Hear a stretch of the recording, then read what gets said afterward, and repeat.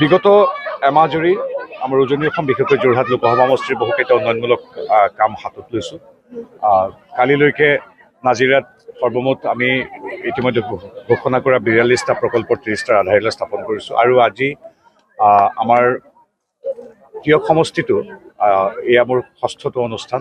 ঐতিহ্যমণ্ডিত তিয়ক হাইস্কুল খেলপথাৰ প্ৰাংগণত এটা ৰংগমঞ্চ মোৰ সাংসদ পুঁজিৰ পৰা নিৰ্মাণৰ বাবে আজি আধাৰশিলা স্থাপন কৰাৰ লগতে ইয়াতে অনিৰ্বাণ নাট্য গোষ্ঠীৰ বাবে আন এটা ৰংগমঞ্চও আমি মুঠ ২০ লাখ টকাৰ দুটা ৰংগমঞ্চৰ বাবে আজি ঘোষণা কৰিছোঁ। অন্যান্য কিছু ৰাইজৰ যি বাট পথৰ সমস্যা আছে এইখিনিও আমি শুনিছোঁ, লিখিছোঁ আৰু সংশ্লিষ্ট মহলবিলাকক জনাম। মুখ্যমন্ত্ৰী ডক্টৰ হিমন্ত বিশ্ব শৰ্মাদেৱ তথা আমাৰ ৰাজ্যিক সভাপতি বিজেপিৰ ৰাজ্যিক সভাপতি দিলীপ শইকীয়াদেৱৰ সৈতে আলোচনা কৰি আমি যিবিলাক ঠাইত আমাৰ মন্ত্ৰী যিবিলাক ঠাইত আমাৰ সাংসদ বিধায়ক নাই সেই অঞ্চলবিলাকো যাতে উন্নয়নৰ যিটো গতি সেই গতিৰ লগত সমাহিত হৈ আগুৱাই যাব পাৰে তাৰ বাবে আমি কিছু ব্যৱস্থা লৈছোঁ। এতিয়া আমাৰ ইয়াতো এতিয়াৰ পৰা ৰাইজে ইতিমধ্যে মোক এগৰাকী স্থানীয় সাংসদৰূপে পোৱা আৰম্ভ কৰিছে। ইয়াত অৱধাৰিতভাৱেই স্বাভাৱিকভাৱেই সন্মানীয় বিৰোধী যিগৰাকী সাংসদ তেখেতৰ কিছু কাম কৰাত অসুবিধা থাকে বা তেওঁলোকৰ মূল কামটো হৈ পৰে শাসক দল বা চৰকাৰ মুৰব্বীসকলক আলোচনা সমালোচনা কৰা। গতিকে সেইটো তেওঁলোকৰ গণতান্ত্ৰিক অধিকাৰ আছে, কিন্তু কাম কৰিবৰ বাবেও যে এগৰাকী সাংসদ লাগিব যি কেন্দ্ৰীয় ৰাজ্য চৰকাৰ বা সংশ্লিষ্ট মন্ত্ৰালয় বিভাগসমূহৰ সৈতে হাতে হাত ধৰি আগুৱাই যাব পাৰে, স্থানীয় ৰাইজৰ সৈতে সময় দিব পাৰে, তেনে এগৰাকী লোকসভাৰ সাংসদ হিচাপে আমাৰ যোৰহাট লোকসভাত এতিয়াৰ পৰা মই আছোঁ। পূৰ্বতে একেধৰণৰ কৰ্তব্য সম্পাদন কৰিছিলোঁ ধুবুৰী লোকসভাত। গতিকে আজি এইটো মোৰ পঞ্চম নে ষষ্ঠটো অনুষ্ঠান।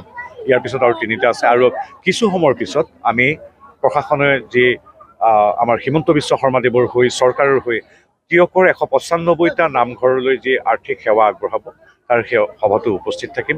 পৰ্যায়ক্ৰমে আমাৰ সাংস্কৃতিক আৰু আধ্যাত্মিক স্থলসমূহ প্ৰত্যেকলৈ এইদৰে অৰিহণা আগবঢ়োৱা হ'ব।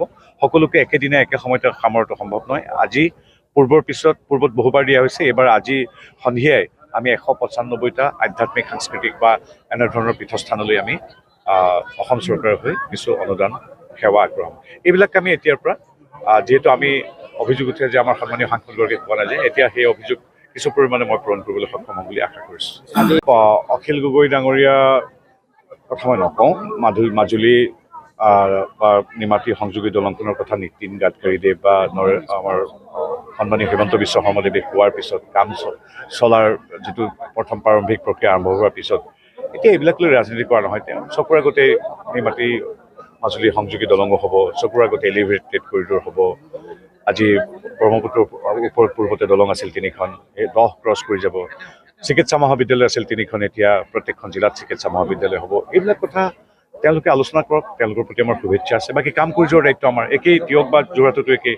আমাক সমালোচনা কৰাৰ দায়িত্ব আৰু কৰ্তব্য তেওঁলোকৰ, কাম কৰি যোৱাৰ দায়িত্ব আমাৰ। এতিয়া আজিৰ তাৰিখত নামঘৰবিলাকৰ লৈ সহযোগিতাৰ ক্ষেত্ৰত বৰ বহু আহিব লাগিছিল। 195টা নামঘৰ সহযোগিতা আগবঢ়োৱাৰ ক্ষেত্ৰতো মই আহিছোঁ। আজিৰ তাৰিখত তিয়কৰ এই পুৰণি বিদ্যালয়খনত এটা ৰংগমঞ্চ আমাৰ সমগ্ৰ যোৰহাট জিলা বা অবিভক্ত যোৰহাট জিলাৰ আমাৰ ইয়াৰ নাট্য দলটোৰ অনিৰ্বাণ নাট্য গোষ্ঠীৰ ৰংগমঞ্চটো তেখেতে দিব লাগিছিল, তেখেতে দিব পৰা নাই, মই দিছোঁ, মোৰ সৌভাগ্য। গতিকে তেওঁলোকৰ দায়িত্ব আমাক সমালোচনা কৰে, আমাৰ দায়িত্ব আমাৰ এনেদৰে কাম কৰি আগুৱাই যোৱা। যিকোনো খবৰৰ বাবে যোগাযোগ কৰক 7099017330 লগতে 7099017110 নম্বৰত।